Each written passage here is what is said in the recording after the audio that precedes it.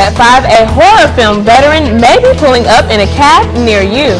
Also, a medical drug may become legal in Florida. And it's Halloween. Stay tuned for a thriller show. Your news at 5 starts right now.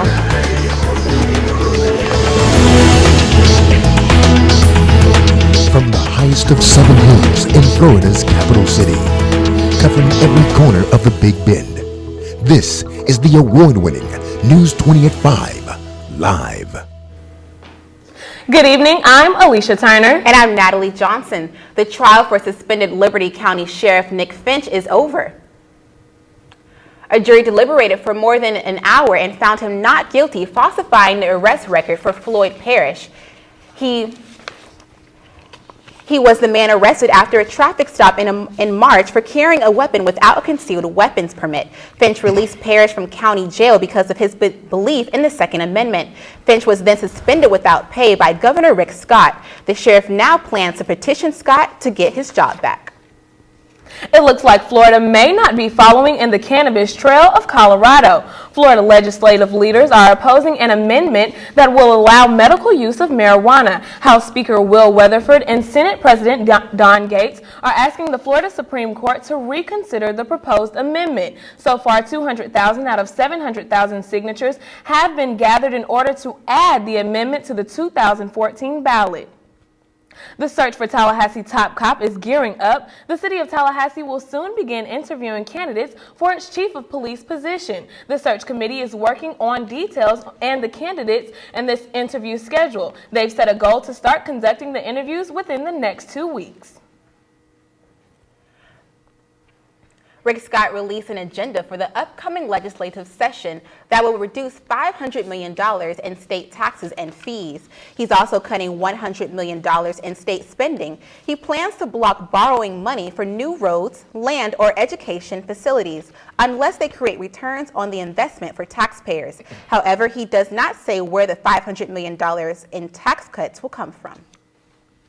In Tallahassee, a man was arrested after officials traced him to a collection of graphic images and videos of sexual acts involving children. Deputies served Tariq Shabazz a search warrant Wednesday after downloaded digital videos and images containing child pornography led them to his residence. He was charged with 21 counts of obscene material.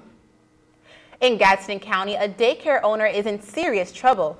Quincy police charged Willa Nelson with child neglect. They say she left a child in her facility to go to a doctor's appointment. According to QPD, Nelson said she called the parents at 1:25, instructing them to pick their daughter up before 2 p.m. The child was found inside the daycare after the mother called police. Also in Florida politics, Governor Rick Scott's former opponent is now running for Congress. Democrat Alex Sink announced her candidacy for congressional seat 13 in Pinellas County. The seat's been vacant since Representative C.W. Bill Young passed on October 18th.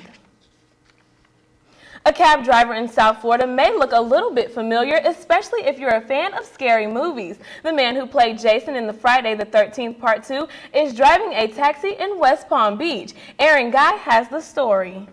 Imagine walking downtown West Palm Beach on Clematis Street and deciding you need a new ride home, so you walk up to a cab. Any chance you could take me home, sir? Need a ride? And this is what you find. The passenger gets in. They notice the eye, and then... Where you going? Well, Steve Dash really isn't all that scary, but he's famous for being one of Hollywood's most notorious cult killers. Jason, Mother is talking to you! When I did it, it was a low-budget film, and I figured, who's ever going to watch this thing, Had I known then what I know now, 31 years later, I would have been the Jason in every one of them. He got the role because the original Jason couldn't do his own stunts. I went through a window, I got burned, I got cut, I got 13 stitches in this hand. I had a lot of, but we finished the film. I did it, Now this retired New York police officer and movie star lives in sunny South Florida. He still acts, but drives a cab on the side. The funny thing is, I don't really say anything to anybody till like the end of the ride. And after he tells them, he says he meets a lot of fans. It's very rewarding. It's very It's very humbling, actually, to be honest with you. So the next time you hail a cab, you never know who might be behind the wheel. Get in the car. Wait till this guy finds out who I am. Now, Dash says even though you didn't see his face in Friday the 13th Part 2, he says he's been in more than 42 films, so maybe you recognize him. In the meantime, he says he is going to be driving on Halloween, so good luck. In West Palm Beach, Aaron Guy, WPBF 25 News. Well, I know I won't be catching a cab in South Florida anytime soon. That's right. Yeah. And now we'll take our first look at weather with David Brown. David, how's the weather? Thank you, ladies. Happy Halloween, Tallahassee.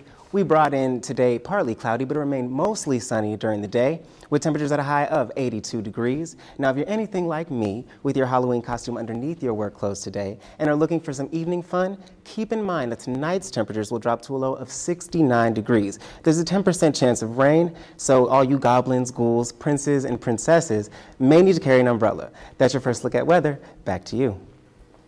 Thanks so much, David. If you see any news happening, email us at FAMUNewsNetwork@gmail.com or follow us on Twitter at FAMU News Network. Coming up, there could be a new type of moving violation on the horizon: Google glassing and driving. One woman in California got a ticket, although it was turned off. Coming up. Also, a fast and furious car chase caught on camera. That and more still to come. You're watching the news at 5.